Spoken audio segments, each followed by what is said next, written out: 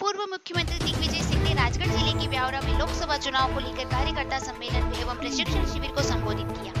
इस दौरान दिग्विजय सिंह ने भाजपा पर निशाना साधते हुए कहा कि संघ और भाजपा के लोग जय श्री राम के नारे में सीता माता को छोड़ देते हैं। दिग्विजय सिंह ने गेहूं तुलाई शुरू नहीं होने पर कहा कि गेहूं में भाजपा की मानसिकता वाले अधिकारी और कर्मचारी गड़बड़ी कर रहे हैं और ये लोग सरकार को बदनाम करने की नीयत से खरीदी की व्यवस्था बिगाड़ना चाहते हैं।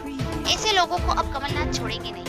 दिग्विजय ने कहा है कि भोपाल से मुझे हराने के लिए नरेंद्र मोदी और पूरी भाजपा भोपाल में डेरा डालेगी। उनके लिए मध्य प्रदेश में दिग्विजय सिंह सबसे बड़ा कांटा है, हम उनसे डरते नहीं है।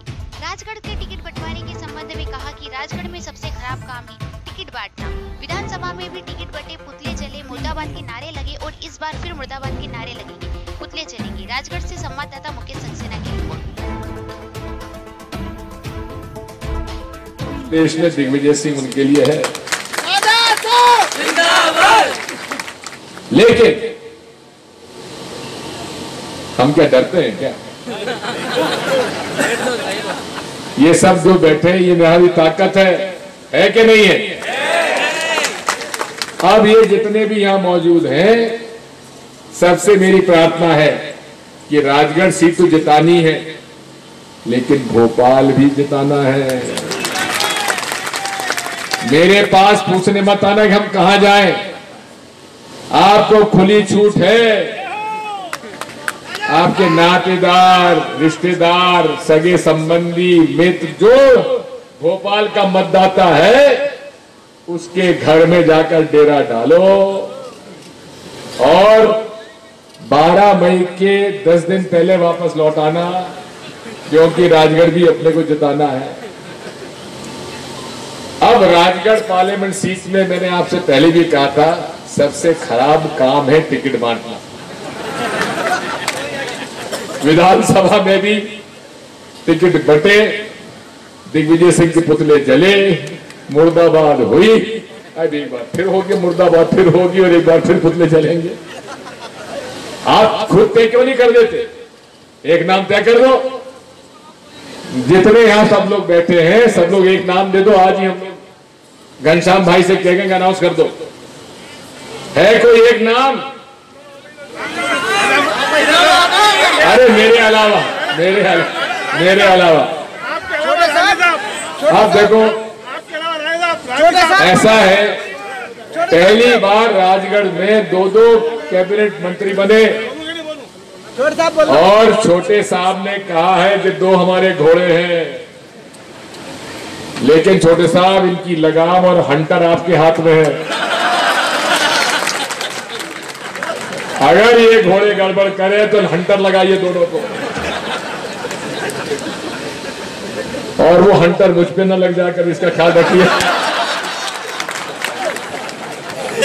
क्योंकि सबसे ज्यादा मैं किसी डरता हूं तो छोटे साहब से डरता हूं, और किसी से नहीं डरता, मोदी से भी नहीं डरता।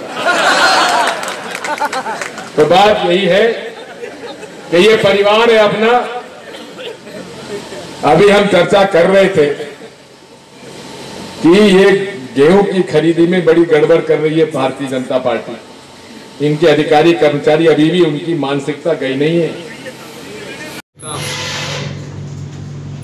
चुनाव मोदी का नहीं है, चुनाव मुद्दों का।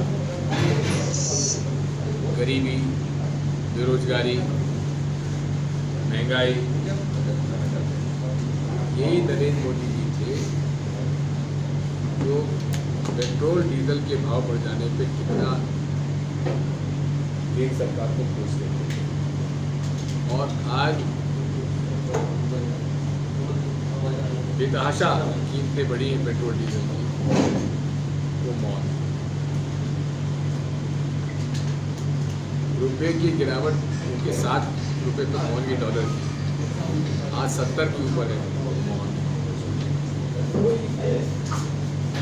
ऐसा प्रधानमंत्री नहीं हुआ आज तक जिसने इतना झूठ बोला हो और इतनी बर्बादी की देश में।